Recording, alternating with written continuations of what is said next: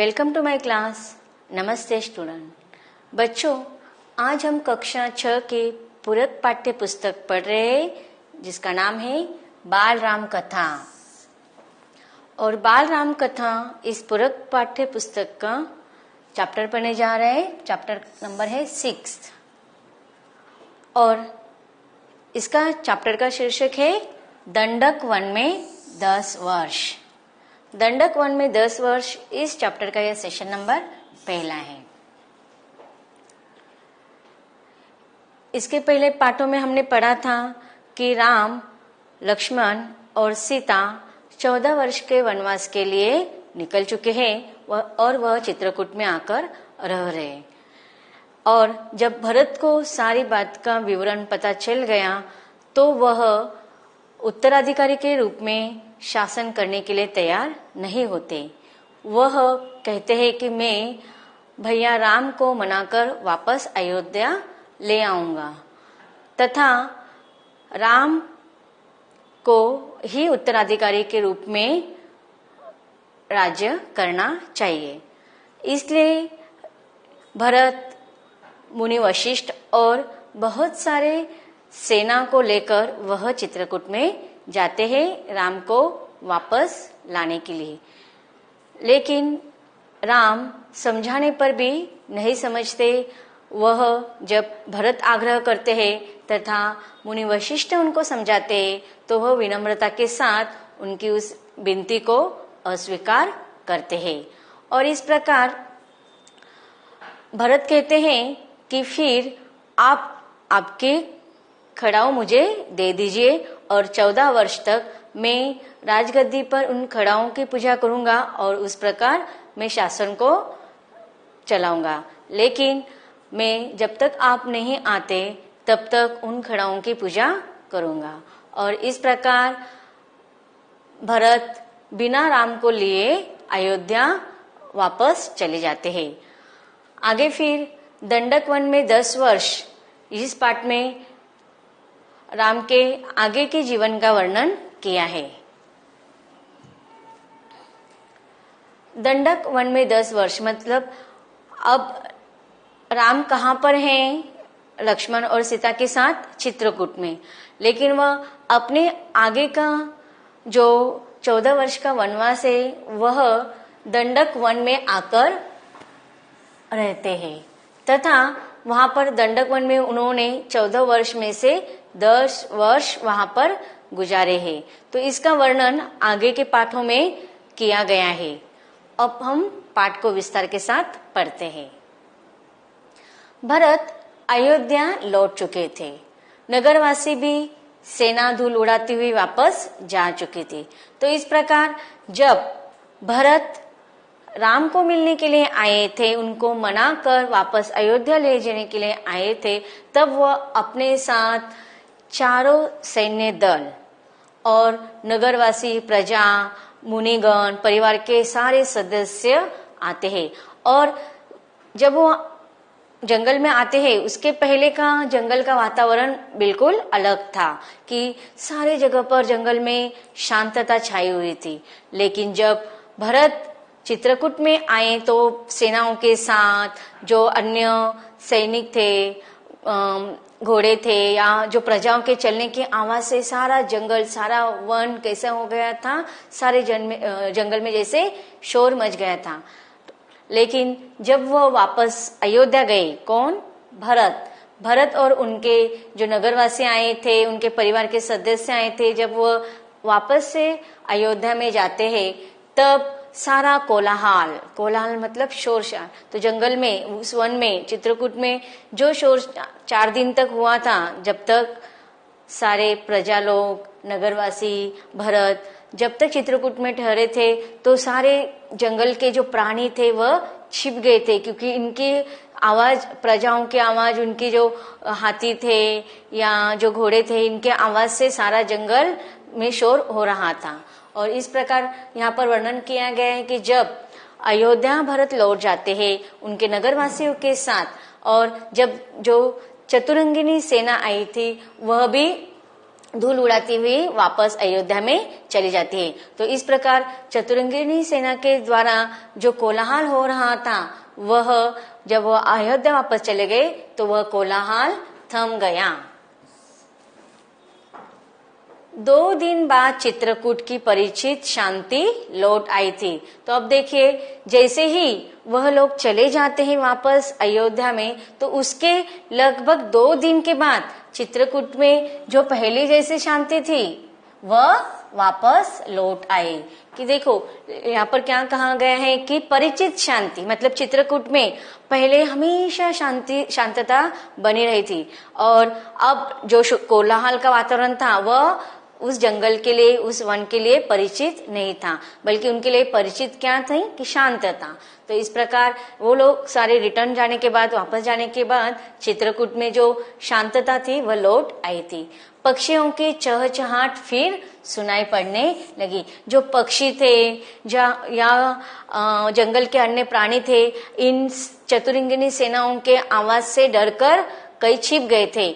अब उनको जैसे पता चल गया है कि अब यह सैनिक या सेना दल वापस चले गए हैं, तो वह बिना डरे बाहर निकल आए, और इस प्रकार पक्षियों की चहचहाट सुनाई देने लगी फिर से वन में, तथा हिरण भी कुलाचे भरते हुए बाहर निकल आए। अब कुलाचे भरना क्या होता है कि देखो, हिरण कैसे होते हैं, वह उनकी जो रफ्तार होती है बहुत तेज होती है, और वो क्षण में इतनी दूर चले जाते हैं कि पता भी नहीं चलते। अब जबकि किसी प्रकार की धोखा नहीं दिखाई दे रहा है वन में, तो हिरण भी अपना कार्य करने लगे कि वह कुलाचे भरते हुए बाहर निकल आए, और इस प्रकार सारे जंगली वन में रहने वाले जो पक्षी थे, प्राणी थे, वह अपना रोज का जीवन जीने लगते हैं।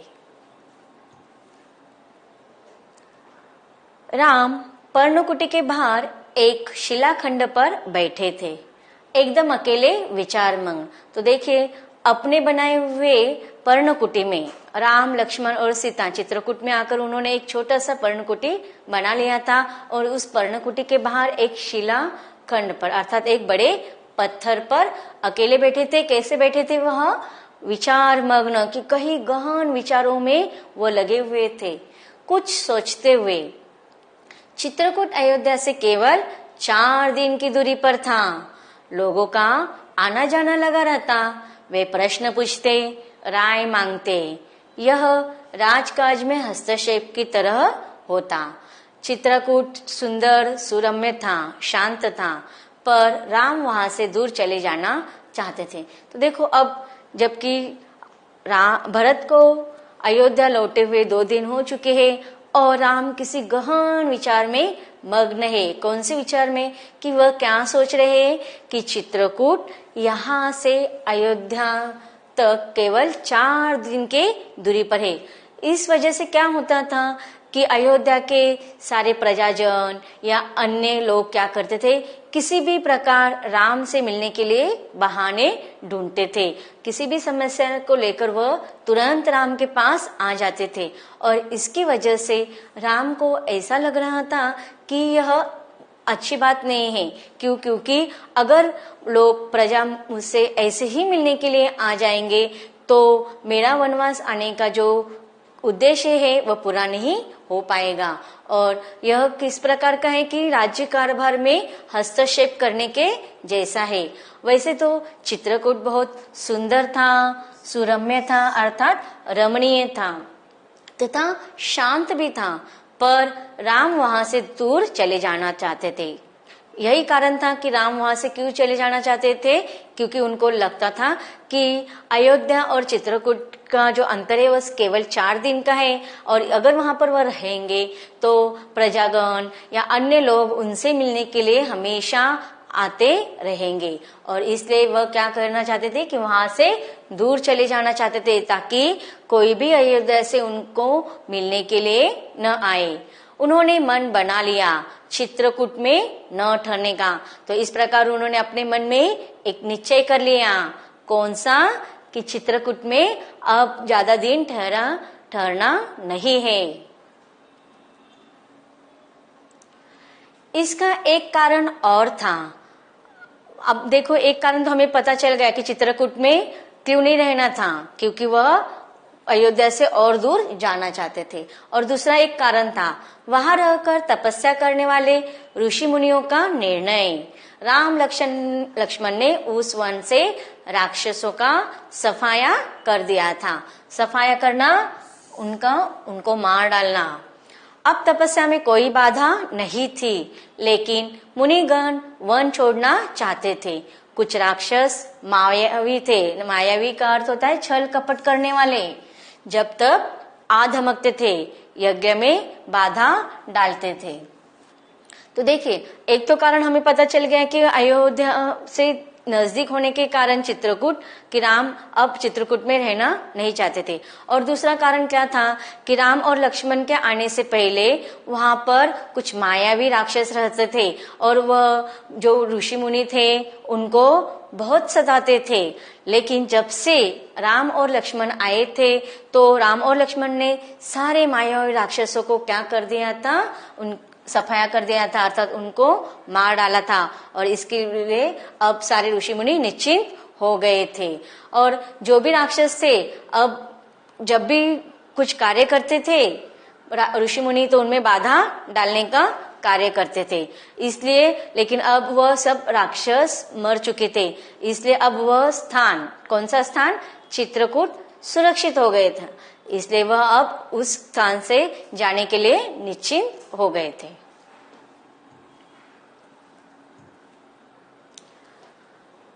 तीनों वनवासी मुनि अत्रि से विदा लेकर चल पड़े। अब तीनों वनवासी कौन है?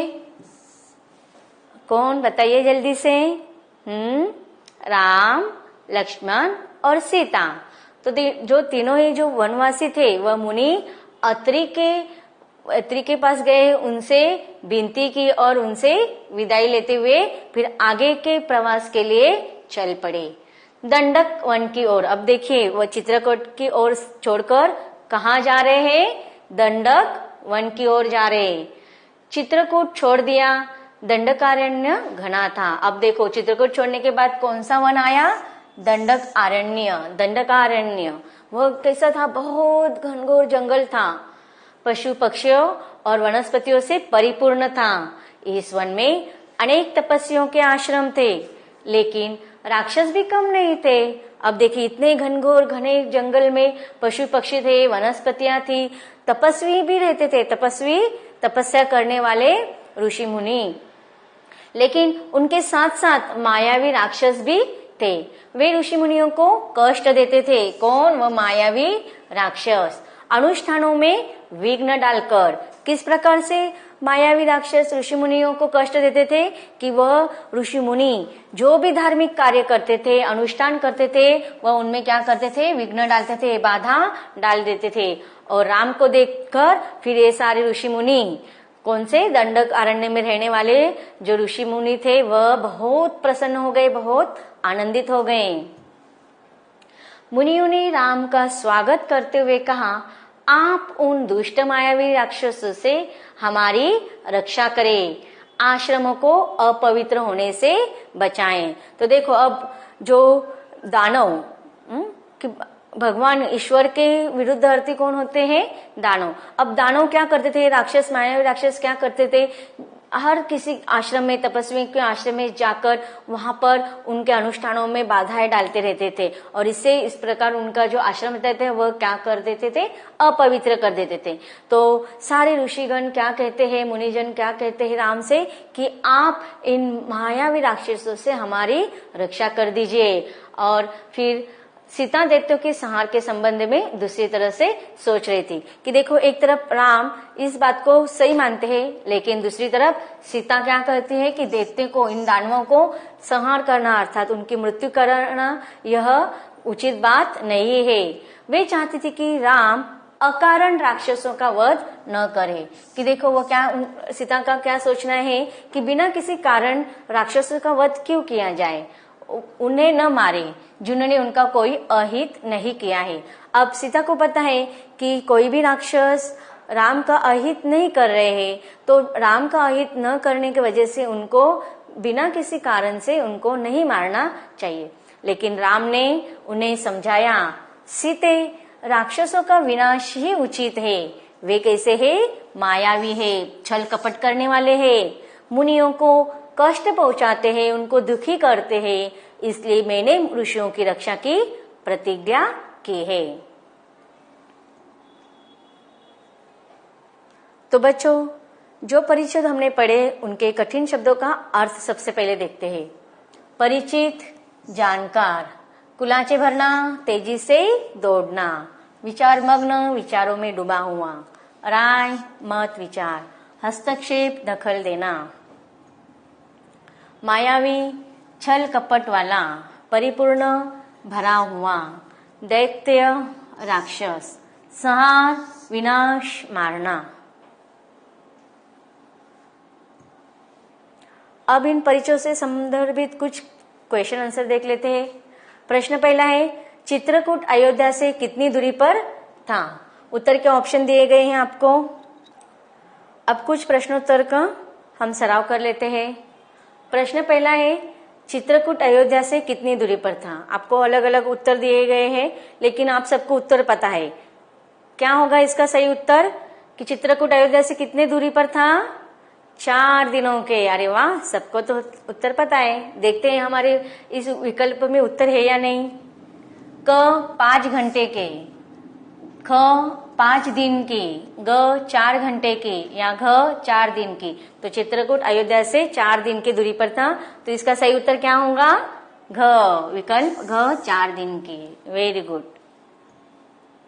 आगे का प्रश्न है, राम, लक्ष्मण और सीता चित्रकूट से कहाँ गए? कहाँ गए थे वे? चित्रकूट, वहां का आश्रम छोड़कर वो कहाँ पर जाने वाले थे? सबको उत्तर पता है। अब किसी को नहीं बताना है, बाद में बताना है। इन विकल्पों को हम सबसे पहले पढ़ते हैं। क दंडाध्यान, ख दंडाश्रम, ग दंडारण्य और घ दंडकारण्य। कौन सा है? घ। वेरी गुड, घ दंडकारण्य। तो बच्चों, अब तक हमने राम चित्रकूट से दंडकारण्य में आ गए, इसका वर्णन पढ़ा। आगे दंडकारण्य में क्या होता है ये पढ़ते हैं पाठ के अगले परिच्छेदों में। तो मिलते हैं इसके अगले भाग में।